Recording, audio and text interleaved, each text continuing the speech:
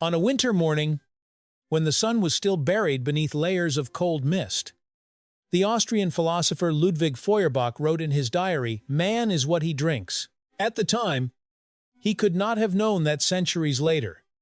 This line would read like an accidental prophecy about the dominance of a tiny molecule called caffeine, a chemical entity humanity depends on far more than we are willing to admit. Imagine stepping into a cafe at 7 a.m. The entire space feels like a ritual that kickstarts modern society half-awake faces. Long waiting lines. The dense aroma of Arabica beans burning gently in the air. Yet behind the alertness millions seek lies something quite different, a biological illusion. A molecular sleight of hand in which caffeine plays the role of a flawless impersonator. Unlike sugar, lipids, or proteins, caffeine provides no energy. It does not produce ATP, does not immediately boost metabolism, and certainly does not pump power into the nervous system. What it does is far more subtle. It disguises itself as an essential endogenous chemical and deceives your brain itself. To understand this, we must step into the microscopic realm where every sensation of drowsiness or alertness is written in the oldest language of all, the language of molecules. If there were an anti-hero in the biological world, it would be adenosine, a modest molecule with a profound influence on human behavior. It appears whenever ATP, the cell's energy currency, is broken down to release energy for life's activities. The longer you stay awake, the more active your metabolism becomes, and the more active it is. The more adenosine accumulates like ash from a machine that never stops burning fuel. The body does not treat adenosine as waste. It is a marker of expenditure. Adenosine receptors A1, A2A, and others, scattered throughout the brain, especially in the cortex and basal ganglia, function like a network of fatigue sensors. When adenosine binds to them, neurons slow their firing, arousal decreases, and the sensation of sleepiness begins to form a system designed to protect you from burning out.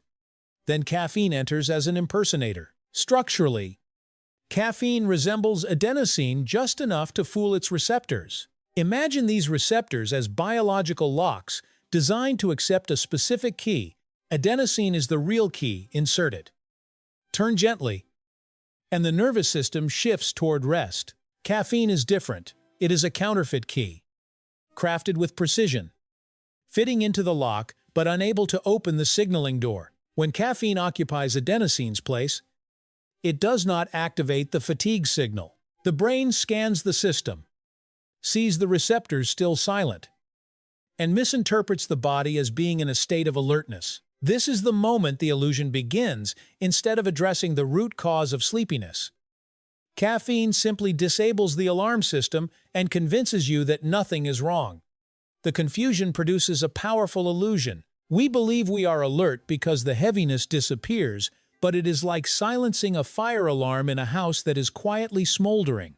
Adenosine does not vanish when caffeine arrives. On the contrary, it continues to accumulate in the extracellular fluid, its concentration rising minute by minute. The brain becomes a room filling with more and more metabolic debris that no one is clearing away. But because the receptors are occupied, the fatigue signal, an essential biological warning, is cut off. Neurologically, this triggers a domino effect. When adenosine is neutralized, dopamine, the neurotransmitter linked to motivation and attention, becomes more active. This does not occur directly. Caffeine does not increase dopamine the way addictive drugs do, but it reduces inhibition on dopamine-releasing regions, making you feel more productive and more creative. At the same time, caffeine increases the activity of noradrenaline, a key agent of the sympathetic nervous system, the system that prepares the body to fight or flee. Heart rate rises slightly, blood vessels constrict, and blood glucose is regulated to support high-intensity action. Yet in most cases, the body neither fights nor runs. It simply sits in front of a computer screen. And so, caffeine transforms a state of physiological fatigue into an illusion of wakefulness. While the entire system operates as if you were facing a survival threat, But the body is not a passive victim. The brain evolved to operate according to the principle of homeostasis. When an external agent disrupts the system, the body pushes back. When caffeine appears regularly, the brain does not accept that adenosine has lost its stage. It responds by increasing the number of adenosine receptors, a neural adaptation known as upregulation. This is an attempt to restore the ability to feel fatigue if 10 locks are occupied. Create 20 more. Imagine the brain as a strategic chessboard.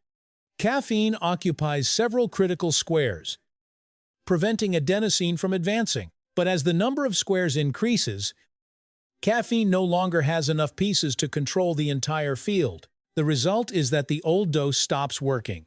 What once kept you alert for 4 hours now lasts only 1 or 2. This is why someone who drinks coffee every day may reach a point where they need 300 milligrams, then 500 milligrams, then 700 milligrams to maintain the familiar effect. This is not merely addiction in a psychological sense, it is neural restructuring, and the consequences run deeper as receptor numbers rise. Even in the absence of caffeine, the body's natural adenosine activates more strongly, making you feel more tired than usual. The more caffeine you consume, the more dependent you become on it just to return to what used to be normal. A closed loop begins. The body raises its tolerance. You increase the dose. You increase the dose. And the body raises tolerance again. At some point, caffeine leaves the battlefield. This molecule has an average half-life of about 5 to 6 hours. But that number varies widely depending on genetics, age, smoking, sex hormones, and liver function. As caffeine is metabolized by the CYP1A2 enzyme in the liver, it gradually detaches from receptors. And that is when all the adenosine that has accumulated throughout the day rushes in at once. The crash does not happen because the body suddenly becomes tired, but because it has been tired all along and finally gets the chance to say so. Imagine a dam that has been cracking for hours. The water behind it keeps rising, held back only by temporary barriers. Caffeine is those barriers, and when they are removed, the entire dark surge floods into newly formed receptors, creating a wave of fatigue signals. The result: a sudden drop in energy, difficulty concentrating, a heavy dodban, foggy feeling in the head, a lowered mood. This is not simply a side effect of caffeine. It is the interest you pay on the alertness you borrowed earlier. And the more you consume, the larger that debt becomes. Some people try to end the cycle by drinking another cup, thinking it is the solution. But this only prolongs the suppression of the body's internal warning system, reinforcing a closed biological loop. At the molecular level, caffeine does not bring energy into the body. It changes how the body interprets fatigue. It is a chemical illusionist so subtle that it makes you believe you are operating beyond your limits, when in reality, you are burning through stored energy without realizing it. This does not make caffeine a villain. Like any powerful biological tool, its value depends on how it is used. It helps us get through stressful moments, improves focus, and enhances cognitive performance.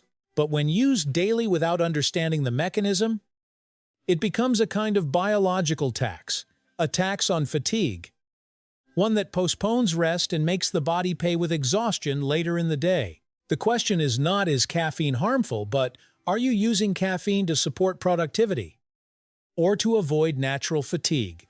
Biology does not care about the deadlines humans impose on work. It follows only one rule: debts must be repaid. Every cup of coffee is a loan of alertness, and the body is a bank that never forgets to collect. Understanding caffeine's molecular impersonation is the first step toward controlling it. Only then can you truly be awake, not because of caffeine, but because you have learned to listen to your own body